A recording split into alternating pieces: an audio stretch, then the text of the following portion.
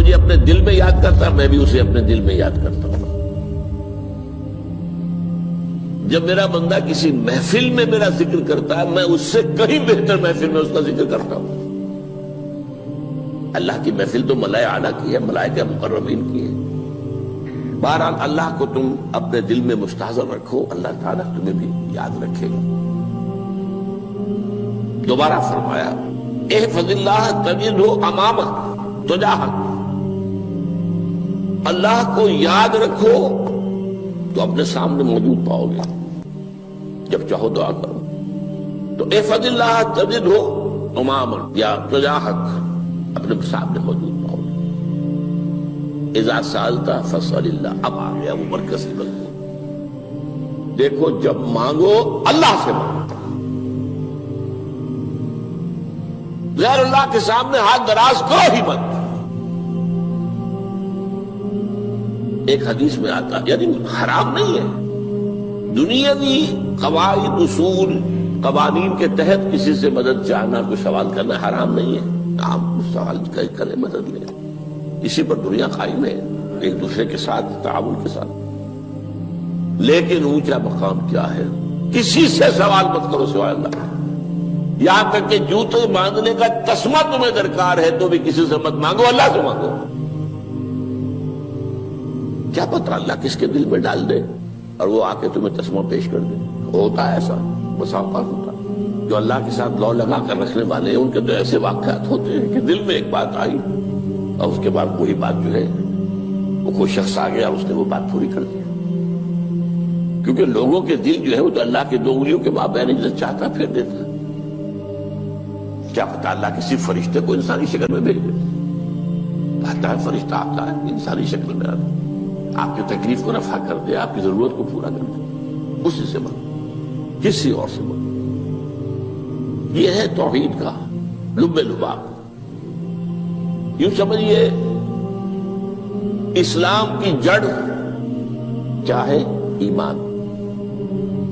اسلام کا جو خارجی نظام عمل ہے، انفرادی اعمال ہو اجتماعی ہو، ان سب کی روح رواں کیا ہے؟ ایمان۔ ٹھیک، ایک بات ہو گئی۔ ایمان کا خلاصہ لب لباب کیا ہے؟ ایمان باللہ۔ جیسے ایمان بالآخرہ بھی ہے، ایمان بالملائکہ ہے، ایمان بالانبیاء ہے، ایمان بالرسل ہے، ایمان بالکتب ہے، ایمان بالقدر ہے، لیکن اصل ایمان، اسی لیے ایمان مجمل میں آپ کو معلوم ہے کسی اور چیز کا ذکر نہیں۔ آمنت باللہ کما ہوا باسمائہ وصفاتہ وقبلت جمیع احکامہ اقرار باللسان وتصدیق بالقلب۔ یہ ایمان مجمل ہے، اجمالی طور پر ایمان اس کا نام ہے۔ ہاں مفصل تفصیلی طور پر آمنت باللہ وملائکتہ وکتبہ ورسلہ والیوم الآخر والقدر خیرہ وشرہ من اللہ تعالی۔ تو اسلام کی جڑ ایمان، اور اسلام کا سارا جو نظام عمل ہے، چاہے انفرادی اعمال ہو چاہے اجتماعی، ان سب کی روح رواں ایمان، اور ایمان کا خلاصہ ایمان باللہ۔ اور ایمان باللہ کا اصل حاصل وہ ہے جو اس حدیث میں آ رہا، اس کے دو ہیں تقاضے، عبادت صرف اسی کی، استعانت صرف اسی سے۔ اس لیے میں نے سورہ فاتحہ کا تذکرہ شروع میں کیا۔ یہ عبادت کا جوہر ہے، عبادت کا جو ہے یہ ایمان کا حاصل، عبادت صرف اس کی ہے اور استعانت صرف اس سے۔ استعانت ہی میں سوال بھی آ گیا، یہ بھی مدد ہے۔ آپ کسی سے کچھ مدد مالی چاہ رہے ہیں یا کوئی اور مدد چاہتے ہیں، کسی کام میں مدد چاہتے ہیں، جیسے میں نے کہا تھا کہ سفارش کرانا چاہتے ہیں، یہ بھی مدد ہے۔ وَإِذَا اسْتَعَنْتَ فَاسْتَعِنْ بِاللَّهِ، اور جب مدد مانگو صرف اللہ سے مانگو۔ اور وہ سارے الفاظ یاد کر لیے، استدعاء، استعانت، استغاثہ۔ یہ جو غوث اعظم سے استغاثہ کیا جاتا ہے یہ تو شرک ہے۔ استغاثہ اللہ سے، دعائی اللہ کی، اس اعتبار سے استمداد، استعانت، استدعاء، استغاثہ، یہ سب اللہ سے، صرف اللہ سے۔ عبادت صرف اللہ، ایاک نعبد، اور استعانت صرف اللہ سے۔ مانگو صرف اللہ سے، جب مدد طلب کرو صرف اللہ سے، اور جان لو اگر تمام لوگ جمع ہو کر تمہیں کوئی فائدہ پہنچانا چاہے نہیں پہنچا سکتے، الا بشیء قد کتب اللہ لک وان اجتمعوا علی ان یضروک بشیء لم یضروک الا بشیء قد کتب اللہ علیک، اگر سب مل کر چاہے تمہیں کوئی نقصان پہنچا دے نہیں پہنچا سکتے مگر وہی کچھ جو اللہ نے تمہارے لیے لکھ دیا۔ اب بتائیے خوف کی جڑ کٹ جائے گی کہ نہیں؟ یہ جو ایمان جو ہے یہ خوف اور حزن دونوں سے نجات دلانے والی بات ہے۔ جو حقیقی مومن ہے وہ اللہ کا ولی ہے، حقیقی مومن وہ اللہ کا ولی ہے، اور الا ان اولیاء اللہ لا خوف علیہم ولا هم يحزنون۔ یہ اولیاء اللہ کو علیحدہ مخلوق نہیں ہے، کوئی ان کے سر پہ سینگ نہیں ہوتے، انسان ہی ہوتے ہیں، لیکن حقیقی معنی میں مومن ان اعتبارات سے جو آج ہم پڑھ رہے ہیں ایمان اس درجے کا پہنچ گیا تو اللہ کا ولی ہے۔ ان لوگوں کے لیے خوف کس بات کا ہوگا؟ کس سے خوف کروں؟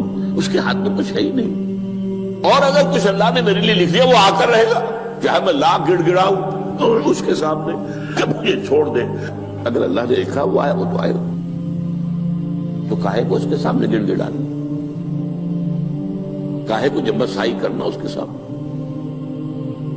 اور کسی کے ہاتھ میں کچھ ہے ہی نہیں، میرا خیر ہے ہی نہیں، کاہے کو خوشامد کرو اس کی۔ اور سنیے، رفعت الاقلام، دیکھو نوجوان، قلمیں اٹھا لی گئی ہیں، وجفت الصحف، اور جو رجسٹر ہیں صحیفے ان کی سیاہی خشک ہو چکی ہے۔ یہ ہے وہ اللہ کا علم، اس میں ہر شے لکھ دی گئی ہے، اس کی قلم اٹھا لیے گئے۔ جیسے آپ کو معلوم ہے امتحان ہوتا تھا، 3 گھنٹے ختم ہو گئے، اسٹاپ رائٹنگ، بس اب قلم رک جانا چاہیے۔ وہ قلم تو تقدیر کا کاتب جو ہے وہ قلم اس کا اب اٹھا لیا گیا، اور جو صحیفے جن پر لکھا گیا وہ خشک بھی ہو گئے۔ یہ تو روایت ہے جو امام ترمذی نے جس کو روایت کیا، یہ متن ان کا ہے جو ہم نے پڑھا ابھی، اور ان کا قول یہ ہے کہ یہ حدیث حسن صحیح ہے، لیکن یہی روایت اور انہی راوی سے عبداللہ ابن عباس سے رضی اللہ تعالیٰ عنہما اور بھی محدثین نے کی ہے، تو اس میں سے ایک اور متن جو ہے وہ یہاں پر امام نووی نے دے دیا ہے۔ احفظ اللہ تجدہ امامک، یہ تو پہلا وہ ٹکڑا تھا، وقت تو جاہک تھا، یہاں امامک ہے، امام مطلب ایک ہی ہے، اپنے سامنے پاؤ گے۔ اللہ کی حفاظت کرو، اللہ کو دل میں، اللہ کی یاد کو محفوظ رکھو، گویا کہ اللہ کو مستحضر رکھو۔ ذکر اللہ کے معنی کیا ہے؟ استحضار اللہ فی القلب، یہ ذکر اللہ ہے۔ جنہیں ہم ذکر سمجھ بیٹھے ہیں وہ ذکر کے ذریعے ہے۔ اقیم الصلاۃ لذکری، نماز قائم کرو میری یاد کے لیے، نماز ذریعہ ہے یاد کا۔ یہ علیحدہ بات ہے کہ آپ نے 17 رکعتیں بھی پڑھ لی ہو عشاء کی اور یاد آپ کو آئی ہی نہیں کوئی، آپ تو ایک میکینیکل انداز میں جو ہے وہ اٹھک بیٹھک کر رہے ہیں اور آپ کی زبان سے کچھ بھی نکل رہا ہے، تو اس کا آپ کے شعور سے، دل کی گہرائی سے کوئی رابطہ ہے ہی نہیں، وہ ذکر تو نہیں ہوا۔ ہاں نماز فرض تھی وہ ادا ہو گئی، آپ کی فرض ادا ہو گئی۔ تو جنہیں ہم نے ذکر سمجھا وہ ذرائع ذکر ہے، اللہ اللہ سبحان اللہ سبحان اللہ زبان سے، یہ تاکہ اس کے نتیجے میں وہ ذکر حاصل ہو جائے۔ استحضار اللہ فی القلب، ذکر کے معنی ہے استحضار اللہ فی القلب۔ تعرف الی اللہ فی الرخاء، اور دیکھو کشادگی کے وقت میں تم اللہ کو یاد رکھو، اللہ کی طرف رجوع کیے رہو، بھول نہ جاؤ۔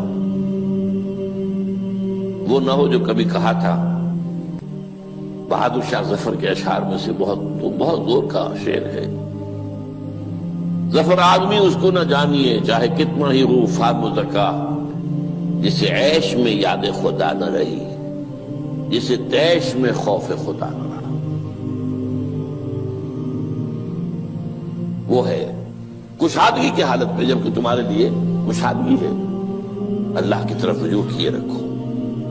یعرف کا فی الشدہ، تو اللہ اپنی توجہ تم پر رکھے گا شدت کے وقت میں، جب تمہیں کوئی تکلیف ہے اس تکلیف کو تم پر آسان کر دے گا۔ تکلیف تو آنی ہے، جو لکھی ہوئی ہے وہ تو آئے گی، لیکن یہ کہ اللہ تعالیٰ اس کی شدت کو، ایک ہی چیز ہے جس کو ایک انسان بہت شدت کے ساتھ محسوس کر رہا ہے، دوسرا آدمی اتنا نہیں محسوس کر رہا ہے، احساس کا معاملہ ہوگا نا۔ وہ تو اصل میں اگر انسان کی نرز کٹی ہوئی ہے تو احساس ہوگا ہی نہیں، سرے سے ہی نہیں ہوگا۔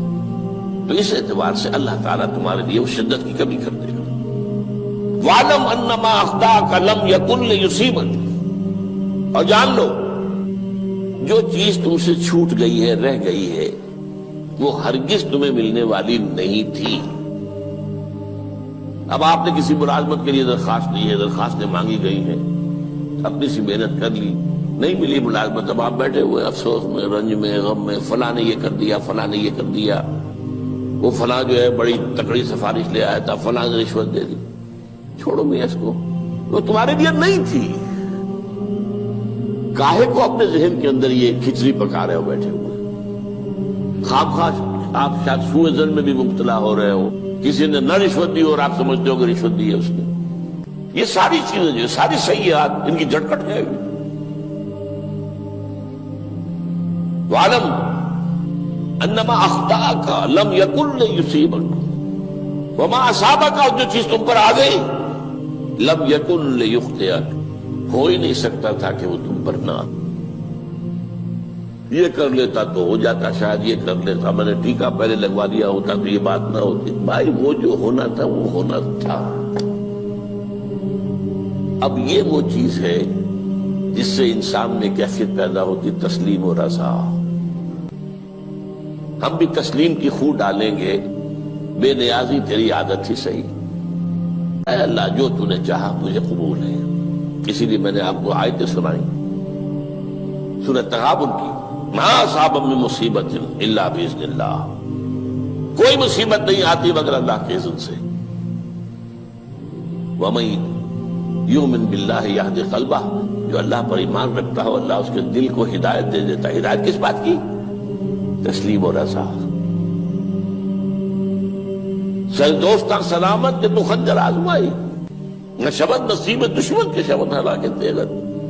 اے اللہ تیری طرف سے ہے، مجھے قبول ہے، اور بظاہر مجھے تکلیف ہو رہی ہے لیکن یقیناً اس میں میرا کوئی خیر ہے۔ بیدک الخیر، تیرے ہاتھ میں تو خیر ہی خیر ہے، جو بھی تیری طرف سے آئے۔ سر تسلیم خم ہے جو مزاج یاد میں، اور یہ مضمون جو ہے زیادہ بڑے پیمانے پر سورہ حدید میں آیا ہے۔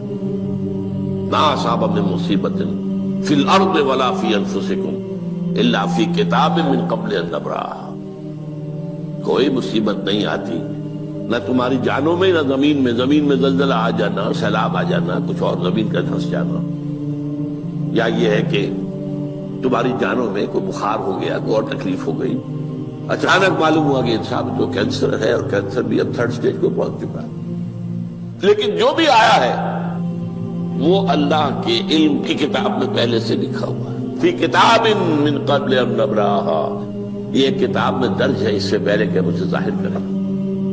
اس کا نتیجہ کیا نکلنا چاہیے؟ لیکن لا تأسوا علی ما فاتکم ولا تفرحوا بما آتاکم، افسوس نہ کیا کرو جو تم سے جاتا رہے، چھوٹ جائے، کوئی عزیز فوت ہو گیا، کوئی موقع ہاتھ سے نکل گیا، ارے بھائی میں چوک گیا، بڑا موقع تھا، اب اس پر افسوس کر رہے ہیں۔ نہیں، جو چیز لیکن لا تأسوا علی ما فاتک ولا تفرحوا بما آتاک، جو اللہ تمہیں دے دے اس پر اتراؤ مت۔ وما اصابک لم یکن لیخطئک واعلم ان النصر مع الصبر، اور جان لو اللہ کی مدد صبر کے ساتھ آتی ہے، جو آئے اس کی طرف سے جھیلو، زبان پر کلمہ شکوہ اور شکایت نہ آئے، اللہ سے شکایت نہ آئے، تسلیم و رضا، جو تیری رضا ہے۔ تیری صحت ہمیں منظور ہے لیکن اس کو، مولانا محمد علی جوہر ایک مرتبہ جیل میں گئے، ایک بیٹی بیمار ہوئی، فوت ہو گئی، اس کے بعد دوسری مرتبہ پھر جیل میں گئے، دوسری بیٹی کو وہی بیماری ہوئی، جیل میں اطلاع ملی کہ بیٹی کو یہ بیماری ہو گئی ہے، تو خط لکھا ہے اشعار کی شکل میں کا آخری شعر یہ ہے: تیری صحت ہمیں منظور ہے لیکن اس کو نہیں منظور تو پھر ہم کو بھی منظور. ہم تو چاہتے ہیں میں بیٹی کے تجھے شفا ہو جائے، اسے منظور نہیں تو پھر ہمیں بھی منظور. وَاعْلَمْ أَنَّ النَّصْرَ مَعَ الصَّبْرِ وَأَنَّ الْفَرَجَ مَعَ الْكَرْبِ. فرج، فراخی، کھل جانا کسی چیز کا، یہ ہے کرب کے ساتھ، تکلیف کے ساتھ. تکلیف ہوتی ہے ساتھ. اللہ نے قانون بنایا ہے دنیا کا. اب آپ اندازہ کیجئے بچے کی ولادت میں ماں کو کتنی تکلیف اٹھانی پڑتی ہے. آج کل تو فیشن ہو گیا ہے، سیدھے سیدھے جاؤ آپریشن کراؤ تکلیف سے بچ جاؤ. لیکن یہ ہے کہ یہ بھی آپ کے علم میں ہوگا، وہ ساری تکلیف جیسے ہی بچے کو لا کر ماں کے برابر لٹایا ہے ساری تکلیف ختم، پھر جو راحت اس سے میسر آتی ہے.